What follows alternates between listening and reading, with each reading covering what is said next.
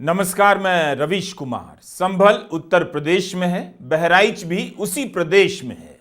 अक्टूबर में बहराइच, नवंबर में संभल, दिसंबर, जनवरी, फरवरी, मार्च का पता नहीं किस जिले में इस तरह की घटना दोहरा दी जाए। कई बार लगता है कि उत्तर प्रदेश को लंबे समय के लिए सांप्रदायिक माहौल में झोंकने के लिए तैयार किया जा रहा है। अब तय उत्तर प्रदेश को करना है, इसी चक्र में रहना है या निकलना है। इस तरह की घटनाएं उत्तर प्रदेश के बारे में क्या कह रही हैं? क्या यूपी कभी इस पर सोचता है? हमारे सामने भी कम चुनौती नहीं है। हर घटना मन पर गहरा बोझ डालती है। अब कैसे कवर करें, कौन सी नई बात कहें कि लोगों को बात समझ में आ जाए। हिंसा किसी के फायदे में नहीं। हम कितनी लाशों को दिखाएं, कितनों को गिन दें, कितनों के नाम बताएं और घायलों की गिनती बताते रहें। कभी मुजफ्फरनगर, कभी बरेली, कभी संभल, कभी अलीगढ़। इस तरह की घटनाएं और कितनी बार दोहराई जाएंगी समझ नहीं आता है। किसी भी घटना की रिपोर्टिंग या उस पर बनाया गया हमारा ही वीडियो अब अलग नहीं लगता है। लगातार एक वर्ग को अधिकार विहीन किया जा रहा है। सांप्रदायिक नारों और दावों से उनकी ऐसी घेराबंदी कर दी गई है कि किसी तरह तनाव पैदा हो ही जाए, और उसके बाद भी तनाव अगर पैदा नहीं होता है तब फिर कुछ ऐसा कर दिया जाता है कि हो ही जाता है।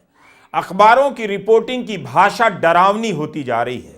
वह एक पक्ष को हमलावर लिखने लग जाता है, एक पक्ष का हौसला बढ़ाने लग जाता है।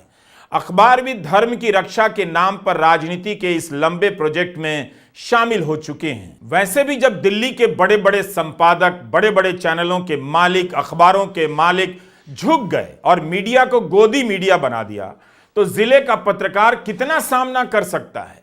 आखिर जब संभल में पहली बार सर्वे शांतिपूर्ण तरीके से हो गया तो दूसरी बार सर्वे कराने के आदेश दिए गए, तब हिंसा क्यों भड़की? क्यों दोबारा सर्वे के आदेश दिए गए? क्या सुप्रीम कोर्ट को नहीं देखना चाहिए कि जिस दिन याचिका दायर हुई उसी दिन आदेश क्यों हुआ? कई लोग इसे लेकर सवाल उठा रहे हैं। मीडिया रिपोर्ट के अनुसार 19 नवंबर 2024 को स्थानीय कोर्ट में एक याचिका दायर होती है। लिखा जाता है कि 1526 में मंदिर ढहाकर यहां मस्जिद खड़ी की गई। 8 लोगों ने याचिका दायर की और इसमें ज्ञानवापी मामले में वकील हरिशंकर जैन भी शामिल थे। दावा किया गया कि कल्कि भगवान के सदियों पुराने श्री हरिहर मंदिर का जबरन इस्तेमाल किया जा रहा है और यह ऐतिहासिक तथ्य है। इस तरह की बातें कही गई हैं कि कलयुग में कल्कि भगवान यहीं अवतरित होने वाले हैं। यहीं याचिका में यह भी मांग की गई कि याचिकाकर्ताओं को मस्जिद के अंदर प्रवेश करने की अनुमति मिले। चंदौसी की जामा मस्जिद एएसआई की संरक्षित इमारतों की सूची में है। याचिकाकर्ताओं ने एएसआई पर भी आरोप लगाया कि उसके पास इमारत का नियंत्रण नहीं।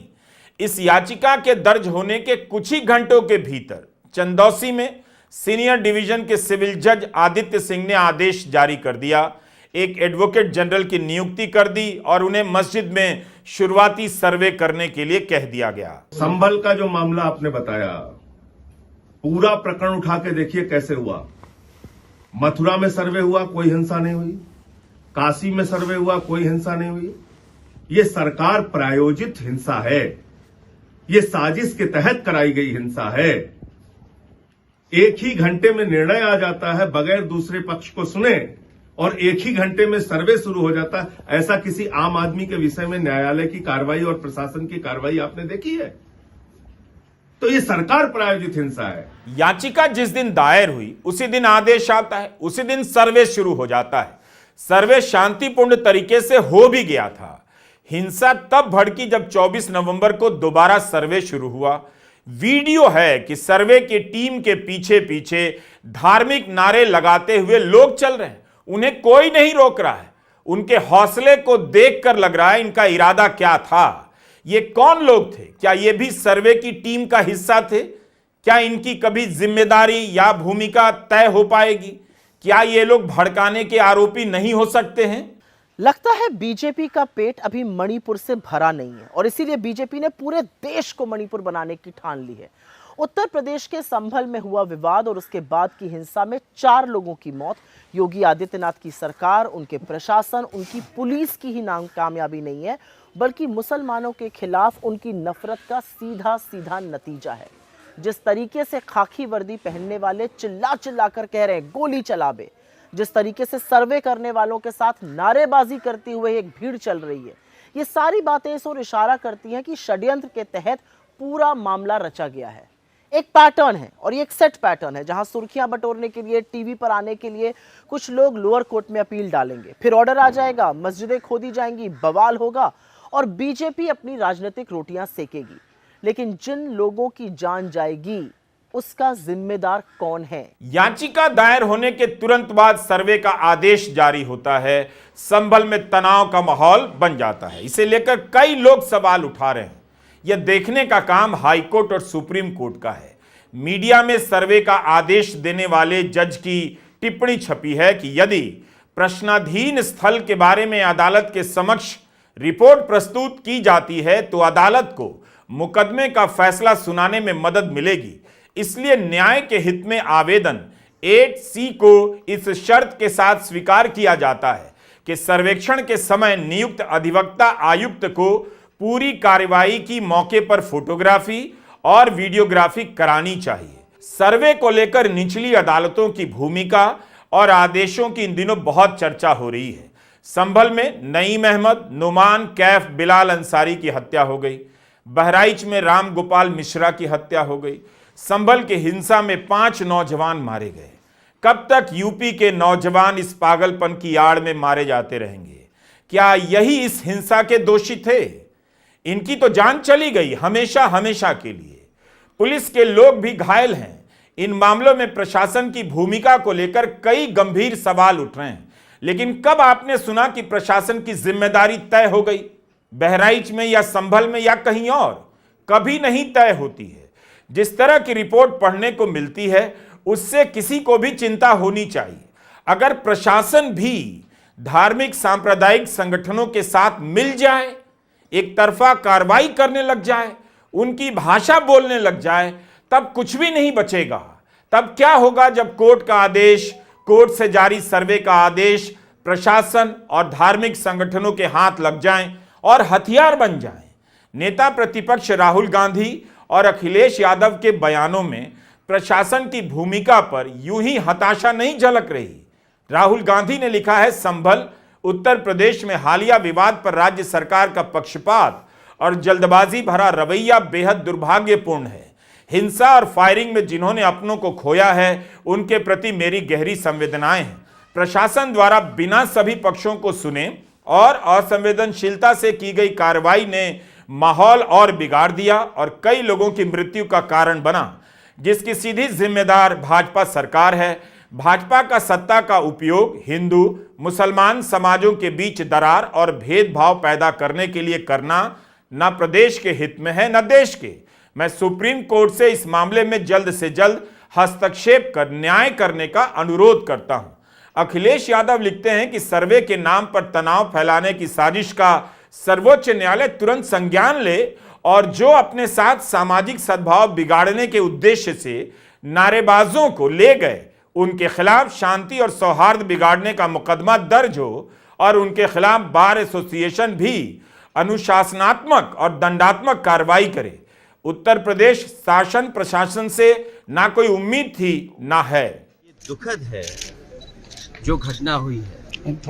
हमारे सांसद जियाउर रहमान जब संभल में ही नहीं थे और उसके बावजूद भी उन पर FIR दर्ज करना, ऐसा उदाहरण कभी किसी को मिला होगा देखने को, सुनने को?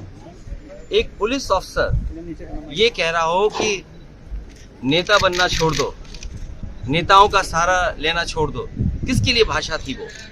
और मैं ये कहना चाहता हूँ, हालांकि सब जानकारी आपके पास है, दुखद है कि नईम जैसे नौजवान की जान चली गई, बिलाल की जान गई है, रोमान की जान गई है, कैफ, अयान, और इसमें से कुछ कम उम्र के भी हैं। मुझे याद है जब मैं लखनऊ में प्रेस कर रहा था, उस समय जो जानकारी थी और जो जानकारी छिपाई जा रही थी, जब वहां पर लोकल स्तर से जानकारी हासिल हुई तब मैंने कहा कि नईम की जान गई है और पुलिस की गोली से गई है। आप लोगों पे सब वीडियोस हैं, आप लोगों पे जगह जगह से वीडियोस मिले हैं, कवरेज है पूरी। पूरा का पूरा कराया गया ये दंगा है। और किसने कराया? सरकार ने कराया, क्योंकि सरकार जो बेईमानी कर रही थी, सरकार जिसने वोट लूटा, सरकार ने जिसने मशीन पर ईवीएम की बटन बार बार पुलिस से दबाई, प्राइवेट ड्रेस में पुलिस लगाई, उस चुनाव में इनकी धांधली, इनकी चोरी न पकड़ी है, इसलिए जानबूझ करके संभल में घटना कराई है। बुलडोजर का इस्तेमाल भयंकर रूप से होता रहा कई साल तक, लेकिन सुप्रीम कोर्ट ने व्यवस्था देने में कितनी देर लगा दी, और जब व्यवस्था देने की बारी आई तो कोर्ट ने यही कहा इसका इस्तेमाल असंवैधानिक तरीके से हो रहा था। क्या सुप्रीम कोर्ट को सर्वे, वैज्ञानिक सर्वे के नाम पर हो रही इस राजनीति का तुरंत संज्ञान नहीं लेना चाहिए? लेकिन यहां तो यह भी कहा जा रहा है कि सुप्रीम कोर्ट के आदेश के कारण ही निचली अदालतों को सर्वे के आदेश जारी करने की हरी झंडी मिल गई है। मस्जिद के नीचे क्या था? 1000 साल की गुलामी, उनकी बढ़ती आबादी, ये सब अंतहीन मुद्दे हैं जो ज्यादातर झूठ की बुनियाद पर खड़े किए जाते हैं। अफसोस की बात है कि इस पूरे मामले में मोहन भागवत के ही बयान को कोट किया जा रहा है। इससे दुखद क्या हो सकता है? तो क्या ये सर्वे के आदेश पर दावा करने वाले, हंगामा करने वाले धार्मिक संगठनों को उनकी परवाह नहीं, या मोहन भागवत का बयान दिखावे के लिए दिया गया जिसका कोई मतलब नहीं? जून 2022 में उन्होंने एक कार्यक्रम में कह दिया, इतिहास वो है जिसे हम बदल नहीं सकते, इसे ना आज के हिंदुओं ने बनाया ना ही आज के मुसलमानों ने। ये उस समय घटा, हर मस्जिद में शिवलिंग क्यों देखना? अब हमको कोई आंदोलन नहीं करना है। संभल की हिंसा के बाद से मोहन भागवत का कोई बयान आया? पता कीजिए आया कि नहीं आया। जो कहा जा रहा है और जो हो रहा है उसमें इतना अंतर है। मोहन भागवत के बयान के बाद भी कभी कुतुब मीनार तो कभी ताजमहल पर दावा ठोक दिया जाता है। ताजमहल का मामला भी बड़ा करने की बहुत बड़ी तैयारी चल रही है। लगातार एक समुदाय को चुनौती दी जाती है, उनके भीतर असुरक्षा का बोध पैदा किया जाता है। मोहन भागवत ने कह दिया, लेकिन इन धार्मिक संगठनों पर कोई असर नहीं पड़ा, जो हर समय अलग अलग शहरों में मस्जिदों पर मंदिर के दावे करते रहते हैं। बीजेपी की सरकार इन संगठनों पर लगाम नहीं लगाती, ना ही इनका मनोबल कमजोर होता है। कभी चुप रहकर, कभी हां में हां मिलाकर इन दावों को बढ़ावा दिया जाता है। मोहन भागवत के बयान के बाद भी आरएसएस का ही स्टैंड इन मुद्दों पर स्पष्ट नहीं है। मोहन भागवत को यह बात क्यों कहनी पड़ रही है, जबकि 1991 का उपासना स्थल कानून साफ साफ नए और पुराने दावों को रद्द करता है। आखिर कितनी मस्जिदों के नीचे क्या है? इसके दावे कब तक होते रहेंगे? सर्वे कब तक होते रहेंगे? उन्हीं जिलों में, यूपी के उन्हीं जिलों में कॉलेजों में कितने टीचर हैं, कितने पढ़ाने लायक टीचर हैं, अस्पतालों में कितने डॉक्टर हैं, इसे लेकर सर्वे की मांग कोई नहीं करता।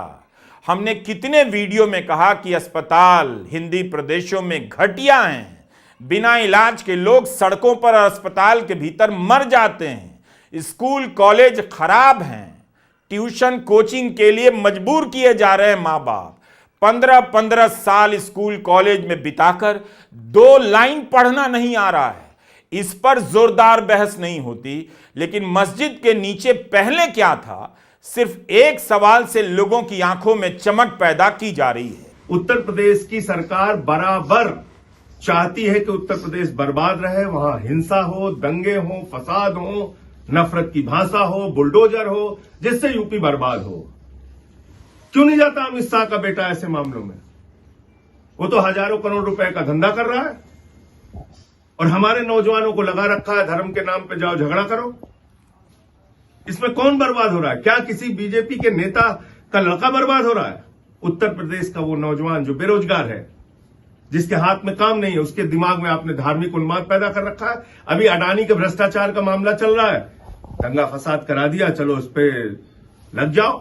100 साल से यह सब चल रहा है। मस्जिद के सामने से निकलने वाली शोभा यात्रा का इतिहास अगर 100 साल से चला आ रहा है, तो सर्वे के नाम पर मस्जिदों पर दावा करने का इतिहास भी उतना ही पुराना है। सर्वे सांप्रदायिकता का नया राजनीतिक और अदालती हथियार है। आप हिंदी अखबारों को निकालकर पढ़िए तो ध्यान से। जब सर्वे का आदेश होता है तब उन जिलों का माहौल कैसा हो जाता है, कैसी कैसी खबरें छपती हैं, दिन रात इसी की चर्चा होने लग जाती है। पहले मंदिर था, अब मस्जिद है। इस राजनीति से किसी गरीब का, किसी मिडिल क्लास का घर अच्छा हो गया क्या?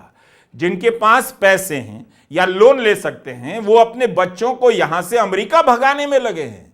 अमेरिकी कॉलेजों में भारतीय छात्रों की बाढ़ आ गई है। ये बच्चे क्यों भगाए जा रहे हैं? इसका जवाब खोज कर देखिए तो इन्हीं कारणों में आपको मिलेगा। सुप्रीम कोर्ट की नाक के नीचे बुलडोजर का जुल्म चलता रहा, राजनीति में उसे नारा बना दिया गया, कानून व्यवस्था का प्रतीक बना दिया गया। एक दिन जब बहुत अति हो गया तो कोर्ट को ही कहना पड़ा असंवैधानिक है। इसलिए सर्वे के नाम पर यह जो हो रहा है उसे असंवैधानिक कहने में, अगर असंवैधानिक है तो सुप्रीम कोर्ट को अब देरी नहीं करनी चाहिए, सर्वे के मामले में तुरंत बोलना चाहिए। बल्कि सुप्रीम कोर्ट के कारण सर्वे का इस्तेमाल हो रहा है, यह बात अच्छी नहीं है। चीफ जस्टिस DY चंद्रचूड़ क्यों ट्विटर पर कानून पर लिखने वाले और कानून के जानकार कह रहे हैं, इनकी अध्यक्षता वाली बेंच के एक आदेश के कारण निचली अदालतों को हरी झंडी मिल गई। उसी से प्रेरणा पाकर निचली अदालतों से सर्वे कराने के आदेश पारित हो रहे हैं।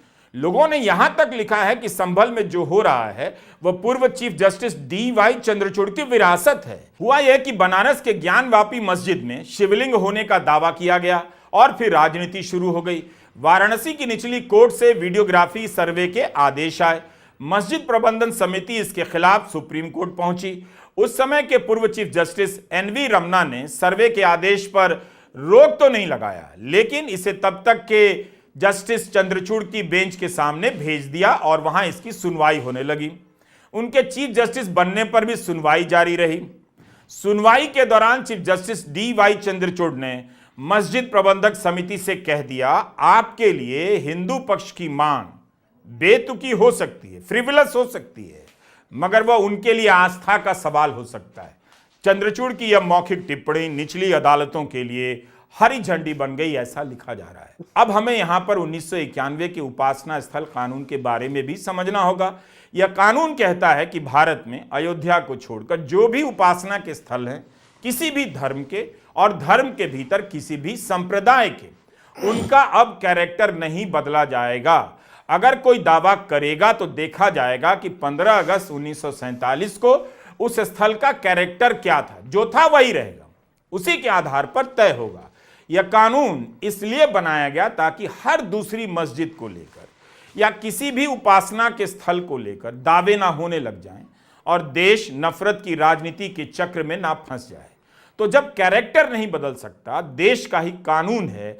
इस कानून की तारीफ सुप्रीम कोर्ट ने राम मंदिर बनाने के आदेश देने वाले फैसले में भी की है। तब ये सर्वे क्यों हो रहे हैं? ठीक है, खुदाई पर रोक लगा दी गई, लेकिन सर्वे के राजनीतिक असर को आप अनदेखा नहीं कर सकते हैं। सर्वे से पहले, सर्वे के दौरान और उसके बाद वहां क्या था, नीचे क्या था, बगल में क्या था, पीछे क्या था, ऊपर क्या था, इसे लेकर तमाम दावे राजनीति के लिए बारूद का काम करते रहते हैं। एक बार सर्वे होगा तो उस दौरान ही मीडिया में तरह तरह की बातें, दावे छपने लग जाते हैं, तरह तरह से धारणाएं बनाई जाती हैं कि वहां क्या था और क्या होना चाहिए। राजनीतिक संगठनों के लिए माहौल बनाने वाले इन धार्मिक संगठनों को यही चाहिए कि बहस किसी तरह चलती रहे, तनाव होता रहे और नौजवान मर जाएं उसकी चपेट में, इससे किसी को परवाह नहीं। अगस्त 2023 में इस सुनवाई के दौरान वरिष्ठ वकील हुजैफा अहमदी ने कहा था कि अगर सर्वे की अनुमति दी गई तो 1991 के उपासना स्थल कानून का उल्लंघन होगा। हुजैफा अहमदी ने कोर्ट के सामने कहा कि यह प्रक्रिया ऐसी है कि आप अतीत के घावों को फिर से खोल रहे हैं। जब आप एक सर्वेक्षण शुरू करते हैं तो आप अतीत के घावों को उजागर कर रहे हैं और यह वही चीज है जिसे पूजा स्थल अधिनियम प्रतिबंधित करना चाहता है। चीफ जस्टिस DY चंद्रचूड़ की बेंच में justice JB Pardiwala, justice Manoj Mishra भी थे। मूल बात सर्वे की अनुमति को लेकर है। कहा गया कि 1991 के कानून के बाद भी 2003 में बाबरी मस्जिद का सर्वे हुआ, लेकिन 1991 के कानून में अयोध्या को अपवाद किया गया था। उसके अलावा देश के सभी धार्मिक स्थलों पर ऐसे दावों और मुकदमों पर रोक लगा दी गई। जब 15 अगस्त 1947 के दिन जैसा भी था उसे नहीं बदला जा सकता, तब फिर इस तरह के सर्वे के क्या मतलब हैं? ऐसे सर्वे के बाद जो तनाव पैदा होता है, नागरिकों का जीवन खतरे में पड़ता है, स्कूल बंद होते हैं, शहर में कर्फ्यू लगता है। सुप्रीम कोर्ट का यह फैसला मई 2022 में आया था। इसमें चीफ जस्टिस DY चंद्रचूड़ ने कहा, सर्वेक्षण या अध्ययन 1991 कानून के प्रावधानों का उल्लंघन नहीं करता। मई 2022 में पहला सर्वेक्षण पूरा हो गया। जुलाई 2023 में वैज्ञानिक सर्वेक्षण भी हो गया। मस्जिद प्रबंधन समिति ने इलाहाबाद हाईकोर्ट में चुनौती दी, सफलता नहीं मिली। इलाहाबाद हाईकोर्ट ने कहा वैज्ञानिक सर्वे दोनों पक्षों के लिए अच्छा है। अगस्त 2023 में चीफ जस्टिस DY चंद्रचूड़ की बेंच ने इलाहाबाद हाईकोर्ट के ऑर्डर पर स्टे लगाने से मना कर दिया।